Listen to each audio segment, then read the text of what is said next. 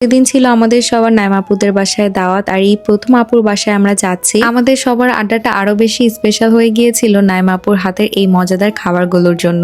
সে এত মজার মজার খাবার রান্না করেছে আমাদের সবার জন্য। আসসালামু আলাইকুম এভরিওয়ান, আশা করছি আপনারা ভালো আছেন, আমিও ভালো আছি। আজকের ব্লগটা প্রথমেই শুরু করছি এই মজাদার আম দেখিয়ে। এক বক্স আম সীমান্ত আজকে বাসায় কিনে এনেছে। এই আমগুলো এত বেশি মজা, এগুলো হলো পাকিস্তানি আম। কিছু আম বাসার জন্য রাখবো ভেবেছি, আর কিছু আম নাইমাপুদের বাসায় নিয়ে যাব ছিল। এর পরের দিন সকালবেলা উঠিয়ে আমি এখন রেডি হওয়া স্টার্ট করে দিয়েছি। আমার আলমিরা থেকে আমি এই ড্রেসটা বের করে নিচ্ছিলাম নেভি ব্লু কালারের মধ্যে। বাহিরে অনেক বেশি গরম, তাই আমি চাচ্ছিলাম কটনের মধ্যে একটু গর্জিয়াস টাইপের কিছু পরা। তো এই ব্লু ড্রেসটাই আমার কাছে মনে হয়েছে আজকের জন্য পারফেক্ট। আমি 8টা বাজে ঘুম থেকে উঠেছি এন্ড রেডি হয়ে বের হতে হতে আমাদের 10টা বেজে গিয়েছে। আমি জানি না সেদিন এত কেন গরম পড়েছিল। আর আজকে কিন্তু আমরা ট্রেন জার্নি করবো, মানে ট্রেনে করে যাব। আমার হাজবেন্ডের কিছু ইম্পর্টেন্ট কাজ আছে, তো সে হচ্ছে পরে আসবে। আমাকে বলল যে তোমাকে তাহলে আগে আমি দিয়ে আসি। আমার বাসা থেকে আপুর বাসা আসলে অনেকটাই দূরে, তো আমি একা একা যেতেও পারবো না ট্রেনে করে। আমি ট্রেন লাইন তেমন একটা চিনি না। যদি একটা লাইন হয়তো আমি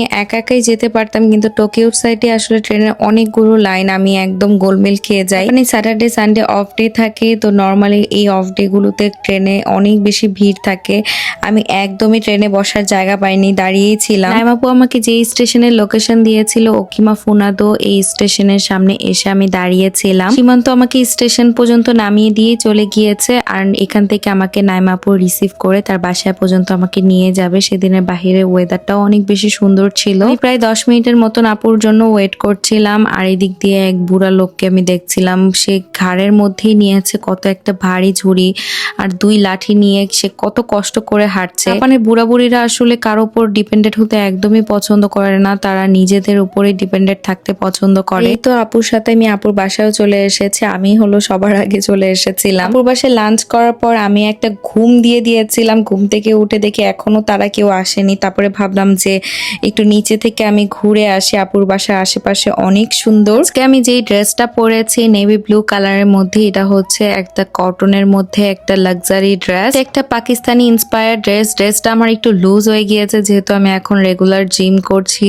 আমি অনেকটাই শুকিয়ে গিয়েছি এখন। আমার বডির থেকে সব জামা এত বেশি লুজ লাগে। ওড়নাটা ছিল শিফনের মধ্যে, ফুল ওড়নার মধ্যে কিন্তু এমব্রয়ডারি কাজ পেয়ে যাবেন, আর পুরো ড্রেসটার মধ্যেই কিন্তু এমব্রয়ডারি কাজ থাকছে। আমার পরা এই সুন্দর লাক্সারি ড্রেসটা আপনারা হচ্ছে আরটিএ চিফুরিয়াতে পেয়ে যাবেন, অনেক সুন্দর। আমার কাছে তো এই ড্রেসটা বেশ পছন্দ হয়েছে। আমার আসলে এই টাইপের লাক্সারি ড্রেস পরতে অনেক বেশি ভালো লাগে। রোদের মধ্যে আমার হেয়ার গুলো একদম গ্লাস হেয়ারের মতনই লাগছে। আমি নিচে স্ট্যান্ড লাগিয়ে একা একাই ছবি তুলছিলাম, তো এর মধ্যেই দেখি সংগাপু চলে এসেছে। আপুকে সেদিন খুব সুন্দর লাগছিল, একটা হলুদ শাড়ি পরেছে। এরপর সোহানা বুড়িটাও চলে এসেছে। ওকে আমি সুন্দর করে হচ্ছে মাথার মধ্যে 2টা বেনি করে দিয়েছি। ও একদম চুপচাপ বসেছিল, একটু নড়াচড়া করছিল না, আর দেখছিল যে আন্টি ওর মাথায় কি করে দিয়েছে। ওর কাছে মনে হচ্ছিল সোহানা কিভাবে বেনি করে দিয়ে ওকে আরো বেশি কিউট লাগছে। মাশাআল্লাহ, সোহানা আন্টি তোমাকে বেনি করে দিয়েছে।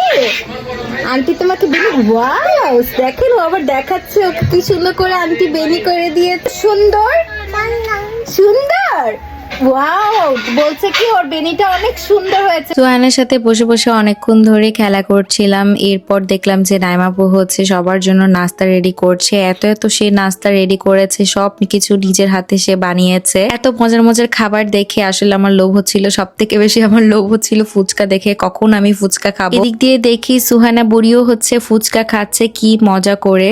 সোহানা তো বিরিয়ানি খাইতে পারে। হ্যাঁ তুমি খালি ফুচকা, ও খালি চটপটের ভিতরে পুরটা খাওয়া শিখে নাই, কদিন পরে না শিখা। নাইমাপু টেবিলের মধ্যে খাবারগুলো খুব সুন্দর করে সাজিয়ে দিয়েছিল, আর আমরা যে যার মতন যার যেটা পছন্দ আর কি উঠিয়ে নিচ্ছিলাম। নুডলসটা অনেক বেশি মজা হয়েছিল। আপু বাচ্চাদের জন্য ঝাল ছাড়া একটা নুডলস করেছে, আর একটা ঝালালা নুডলস করেছে আমাদের জন্য। আর এই তো সুন্দর করে আমার প্লেটটাও আমি সাজিয়ে নিয়েছি। এরপরে দেখলাম বাচ্চারাও খুব মজা করে প্রত্যেকটা নাস্তা এনজয় করছে। আপু তোমার প্রত্যেকটা খাবার অনেক মজা হয়েছে, সত্যি সত্যি। নুডলসটা আমার এত মজা লাগছে, কি ভালোবাসা। ওই যে পাপার কাছে যাবে, পাপার কাছে আয় পাপা, নাস্তা খাওয়া শেষে সবাই মিলে একসাথে বসে আমরা ফুচকা এনজয় করেছি আর এত মজা হয়েছিল ফুচকাটা। আমি সেদিন যে কতগুলা খেয়েছি হিসাবের বাইরে, মানে সেদিন আমি আনলিমিটেড খেয়েছি। এরপর নাইমাপুর হাতের মজাদার সেই চাটা সে বানিয়ে নিয়ে আসে, চাটাও খেলাম সবাই মিলে। ফার্স্ট যখন সাফন সানায়াদের ব্লগ দেখি তখন আসলে আমি সানায়াকে দেখেই আসলে ব্লগ দেখা শুরু করি। আমার সানায়াকে এত বেশি ছোট থেকে কিউট লাগতো, দেখতে দেখতে এখন সবাই অনেক বড় হয়ে যাচ্ছে। আর এদিক দিয়ে আমি সানায়াকেও কিউট করে বেনি করে দিয়েছিলাম। যখন স্কুলে পড়তাম আমার নিজের বেনি আমি সবসময় এভাবেই করে যেতাম স্কুলে, তো আমিও ভাবলাম যে ওদেরকেও একটু করে দিই। তখন 9টা বাজে, এর মধ্যে সীমান্ত চলে এসেছে, এসে ওকে হচ্ছে নাস্তাটা খেতে দিলাম। আর ইলাপুরাও চলে এসেছিল, ইলাপুদের মেনলি আরেক জায়গায় দাওয়াত ছিল, তো সেখানে অ্যাটেন্ড করে তারপরে হচ্ছে এখানে অ্যাটেন্ড করেছে। একটা সুন্দর চুড়ির বক্স কিনেছে চুড়ি সহ, সেটাই আমাদেরকে এনে দেখাচ্ছিল। আমরা দেখে জাস্ট বলছিলাম ওয়াও কত সুন্দর হয়েছে। আসলে এই চুড়ির বক্সটা আমাদের প্রত্যেকটা মেয়েরই স্বপ্ন। এভাবে সবাই একসাথে হলে অনেক খাওয়া দাওয়া হয়, গল্প হয়, আড্ডা হয়। বাচ্চারা মনে হয় এই সময় মায়েদের কোল থেকে একদম নামতেই চায় না। আর এদিক দিয়ে আপু হচ্ছে ডিনারের প্রিপারেশন করছিল। আপু এত পদের ভর্তা বানিয়েছে, 5 পদের ভর্তা সে বানিয়েছে। আর ভর্তা মানে ভর্তা হলে তার আসলে আমার কোনো কিছুই লাগে না, সাথে মাছ মাংস অনেক কিছুই করেছে সে। ফার্স্টে হচ্ছে ভাইয়ারা খেতে বসেছে একসাথে সবাই, কারণ এক টেবিলে তো সবাই হবে না, তো ছেলের আগে খেয়ে নিচ্ছিল, তারপর হচ্ছে আমরা খেতে বসবো। সীমান্ত দেখলাম প্লেটে একটু একটু করে সব পদের ভর্তাগুলো উঠিয়ে নিয়েছে। এরপর আমরা মেয়েরা সবাই একসাথে খেতে বসি। আমরা সবাই মেকআপ টেকআপ উঠিয়ে একদম ফ্রেশ হয়ে খেতে বসেছিলাম। যেহেতু একটা ভারী নাস্তা খেয়েছি এই জন্য আমরা চাচ্ছিলাম একটু দেরি করে রাতে ডিনারটা করব। আর তখন রাত 12টা বাজছিল। এত কিছু খাওয়ার পর নাইমাপু আবার আমাদের জন্য দই নিয়ে এসেছে, আর এই দই সে হচ্ছে নিজের হাতে বানিয়েছে। এত মজা হয়েছিল দইটা, আসলেই সে অনেক গুণী একটা মানুষ। যাই হোক, আজকের ব্লগটি এখানে শেষ করছি। সবাই ভালো থাকবেন, সুস্থ থাকবেন। আল্লাহ হাফিজ। দেখা হচ্ছে নেক্সট কোনো ব্লগে। আমার পেজে অবশ্যই লাইক এন্ড সাবস্ক্রাইব করতে কিন্তু একদমই ভুলবেন না।